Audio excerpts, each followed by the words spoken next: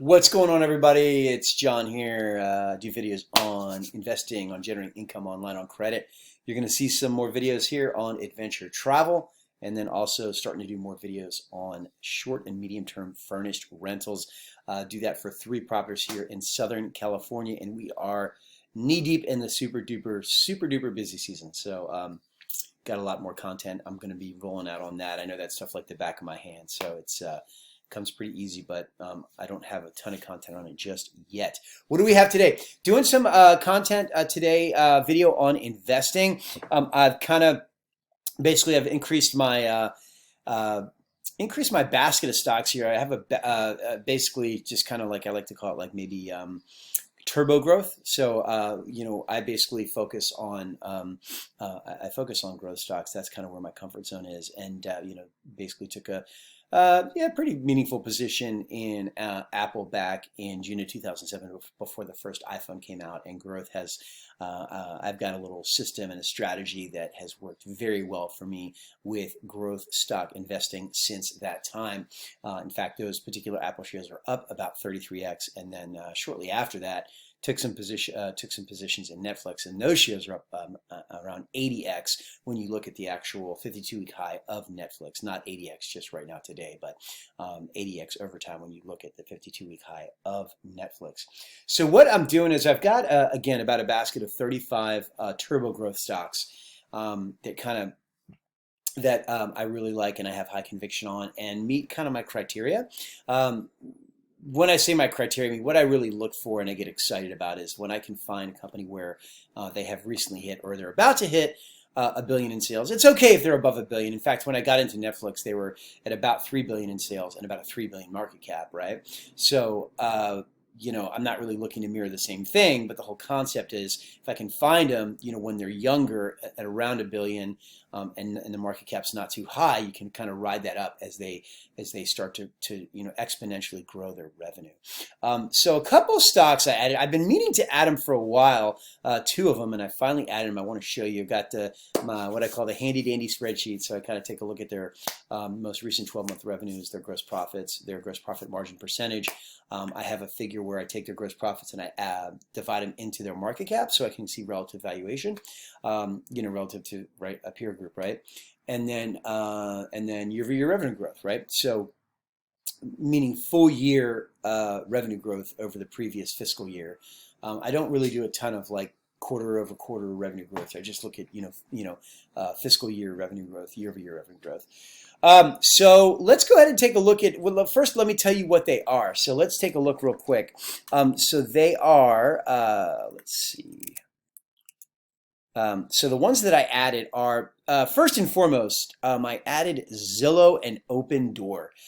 Very exciting, everything that's going on with real estate and how they will literally just, come in and if you want to sell your property, they'll just come in and they will give you an offer, and basically, you take it and you close in a couple days and move on. So Zillow and Opendoor both have that model, and it's very interesting to see how that's going to play out in the future and the reality of not even having to go get an agent and stuff like that. The other ones that I added are a Canadian solar, so I'm really focused on the solar sector. I feel that, first off, one of my properties here in Southern California is a lake villa. It does tremendously well with respect to more the shorter, more the medium-term vacation rentals. On all the sites that are out there, Airbnb, VRBO, and then a ton of others. But basically, I have solar at that property, and it has just been absolutely life-changing, especially for, an investment property. And solar's been kind of on the radar, investment radar at least for a long time, but it's really amazing to see kind of what it's done for my energy use and just generating energy and just not having the bill and the way it's financed and everything. So, and then on top of that, everything with who knows what the future of Bitcoin and cryptocurrency is. But the reality of depending on solar, in fact, I've heard Elon Musk say that that we're going to have to depend on solar for all of our energy, and if we don't, we're doomed. Basically, I've heard him say that. So I think we're at a point where I feel that we're at a point where solar is really going to become crucial in the next, let's say, 2 to 5 years, right? I think, basically electric vehicles, we're in a boom right now. I mean, that's happening. There's no doubt that that's happening. But I think solar is pretty much right there, or like a little bit behind electric vehicles. So the two companies I started to kind of put on my watch list, and I have a position in Canadian Solar. It's down a little bit, but I do have a position in it, and I want to show you what their financials look like. And then also SunPower. There's a bunch of other solar companies. I didn't want to get too ahead of myself with respect to the solar companies, because I think the reality is I'm more than likely going to be taking a position in the solar ETFs, because the ETFs seem to have a little bit more of a grip on all the companies, and I'm just starting to invest in some of the solar companies. And investing in stocks can be kind of they can be pretty tricky. So the other ones are actually a little bit out there, but they they still kind of are growing fast, or should be growing fast, right? Is Five Below and Lyft. I really like Lyft. Don't understand why, but they have some pretty nasty negative revenue growth. I think it might have to do with some of the legislation they went through. But so those are all the companies that I'm going to be covering today. What I'm going to do is, let's go ahead and tackle solar first, because again, solar is I think at the forefront. I mean, everybody sees it. Solar panels are everywhere. People are putting them in their house. It's here in Southern California. Edison, Southern California Edison powers the power bill for my lake villa, and it is pretty astonishing to see the way that those energy prices are going up. In fact, when the way that I did it was I did it through what's called HERO, which stands for Home Energy Renovation Opportunity. And it was pretty nifty, actually. I got the guy who was just a sales guy went ahead and applied my property for it, and they literally approved me like that. There was no application or anything. And again, this was in like summer 2017. And they like literally took a look at the property value of my property there. They saw there was one mortgage, and they just went ahead and approved it for $60,000 right off the bat. I think they did like a 10% or something like a 7.5 to 12%, based on the property value is what they approved it for. So I went ahead and now, having said that, the solar didn't cost $60,000. It cost about half that to actually get everything going and get it up and running. But and for me, that was something that worked really well, not having to go through an application and all that. They just went ahead and approved you. Now, having said that, I think that the ultimate interest rate was about 5.99%, which in today's terms, again, at the time of this recording, it's Monday, June 7th. Monday, June 7th. So those interest rates are kind of high, but still not too bad considering what you're getting. Anyway, so it's called HERO, and then actually the way that you pay it is you pay it through your property taxes.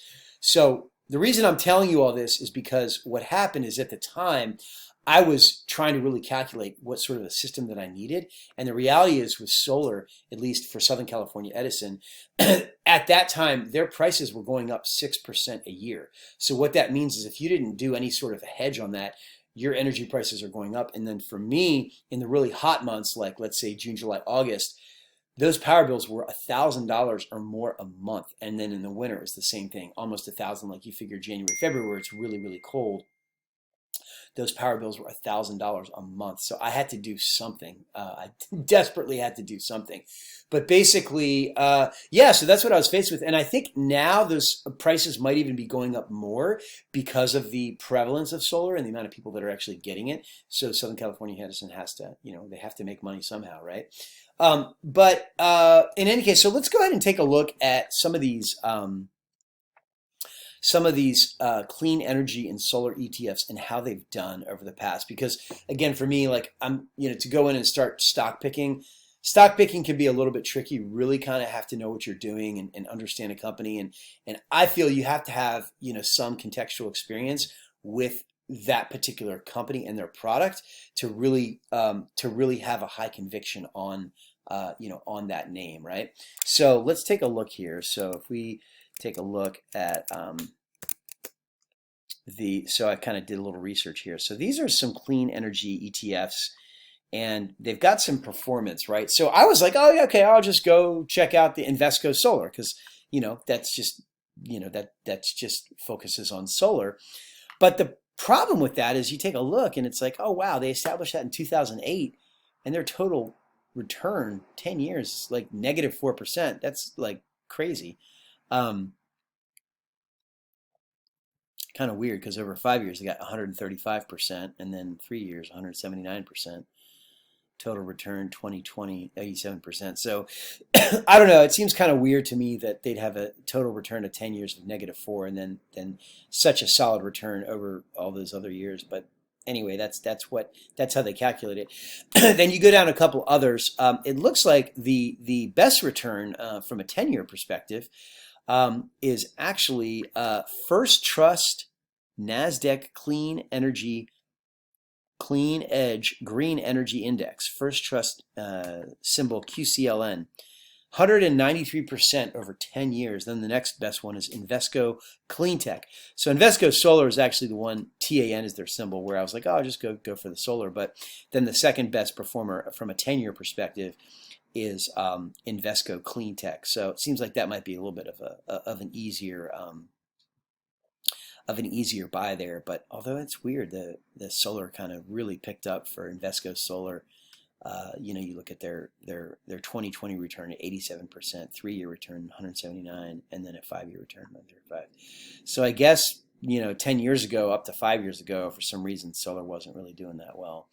And then the third top performer looks like it is oh wow, Spider. Oh, that's just Spider S&P 500. I don't know why they put that in there. But the third best performer is First Trust again, First Trust NASDAQ Clean Edge Smart Grid, and that's 127%.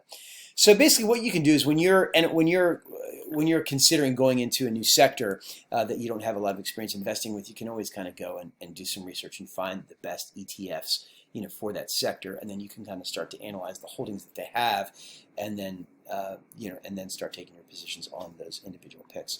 So let's take a look here. I want to show you Canadian Solar and then also SunPower. So we've got Canadian, and again, like I said, I've got a position in Canadian Solar. It's been about a year, and it's actually negative. It's about -13%. But from a financial perspective, it looks pretty attractive, right? Nice low market cap of about 2.2 billion. We got revenues of 3.7 billion the most recent 12 months. Gross profits, it looks like the gross profits are really pretty low on the solar companies, which kind of makes sense. They're manufacturing a very, very expensive product. So it's about a 17.67% gross profit margin. And then the gross profits aren't quite $1 billion yet for Canadian Solar at 661. And then the prior fiscal year 12 months revenue is 3,477. So revenue growth rate not that great, 7.5%, definitely one of the lowest on the list. And then you take a look at SunPower here. Those are the only two solar companies I'm taking a look at. But we got a market cap of SunPower of 3.9, so about 4 billion market cap for SunPower. And then trailing 12-month revenue, 1,100,000,000. Same thing, really, really low gross profits. Looks like their gross profits about 16%, and then only about a 1.5% year-over-year revenue growth rate. So very, very low revenue growth rate for SunPower there. But both, from at least from looking at the fact that they've got low market caps, it's pretty attractive. And you take a look at their gross profits into their market cap. Here's SunPower at 21, and then Canadian Solar at only 3. What that is, in case you don't know what I'm talking about, that's one thing that I do is I really like to take their gross profits because, with tech companies, I mean, a lot of times they actually don't have income, so you have to take a look at their gross profits to really kind of get a sense for how they're doing. At least for me, that's what works for me. So here, if you take their gross profits, the most recently reported annual gross profits of 661 and divide that into the market cap, it's fairly low. It's about a 3 multiple. When I invested in Netflix back in about 2011 and 2012, same thing. They had about a 3 billion market cap and a 3 billion in revenues. And looking at their gross profits at that time, it was about a 3 multiple. So anyway, so Canadian Solar looks pretty attractive from just a base financial perspective. I'm not really talking about their them as a company and all the things that they're working on. That's not. This is just. I'm just starting to kind of add to them, and I do have add them to my basket here of turbo growth. But their year over year revenue growth is not that strong. So then the other two actually that we're going to take a look at is Zillow and Opendoor. And I've been meaning to add them to the list because I've been a very, very avid follower of Zillow. I use Zillow a lot for my different real estate initiatives that I have and have had over the years. And, taking a look at it, I mean, Zillow's obviously, they've got some pretty high market cap at about 28 billion. Pretty nice revenue here, Zillow at about 3.3 billion, and pretty attractive gross profit margin, right? At over 50%, so 52.2, 52.4, 52.5%.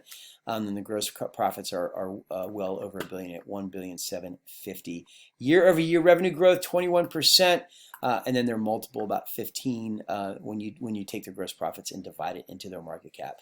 So the problem with Zillow is at 28 billion market cap. I mean it's a little hard to imagine that Zillow is going to 10x. You figure. I mean, how likely is it they're going to get to 280 billion? I don't know. I mean, if one of them is going to do it, maybe it's Zillow. But at the same time, I mean that's where it gets a little trickier to kind of really get a big multiple on your investment, a big return on your investment if that company starts to trade above 20 million from your first initial purchases of those shares. The next one is Opendoor. I mean, I'm definitely hearing a lot of talk about Opendoor. Their financials seem to be pretty messy, but at the same time, they are under a $10 billion market cap, which is pretty attractive. If you take a look at Opendoor, most recently reported full year revenue, $2.5 billion, gross profits 200 million, so really low. Like we're looking at a gross profit figure of 8.48. So they've obviously they're in an extremely high expense industry with real estate, and they own a lot of their inventory too. So they've got kind of so they're going to look pretty financially messy. And then their year over year revenue growth rate is actually very negative. So somehow full year 2019, fiscal year 2019, they had about 4,740,000,000. So they've got a negative 45% year over year revenue growth, and then obviously a very high multiple when you take their gross profits of 200 million and divide it into their market cap of over 9 billion. So, we'll see with Opendoor. Might, definitely something to watch and see if they come down in time. Zillow seems to be a little bit more of a safer bet, with that. And then the other two are a little bit out there. Well, I don't want to say out there, but a little bit further away than the solar and the real estate, which is Lyft and Five Below. I really like Five Below. You just go to those physical stores, and then you get pretty much anything that you want at $5 or below. They've got a 20% year-over-year revenue growth rate, 2.5 billion in sales, 10 billion market cap, so pretty attractive. And then Lyft has got a negative 35%. So I'm not going to be taking a position just yet in Lyft. They are under 20 billion market cap, and they are doing about 2.5 billion in sales annually, and both of them a pretty attractive gross margin rate of about 35 to 30 and 38% respectively. So those are the ones that I just added. So I'm going to be certainly diving into these solar and clean energy ETFs before taking too many individual positions on solar companies, but going to keep a super watchful eye because solar is super hot right now in terms of the investment community. Hopefully you guys like that. If you like this.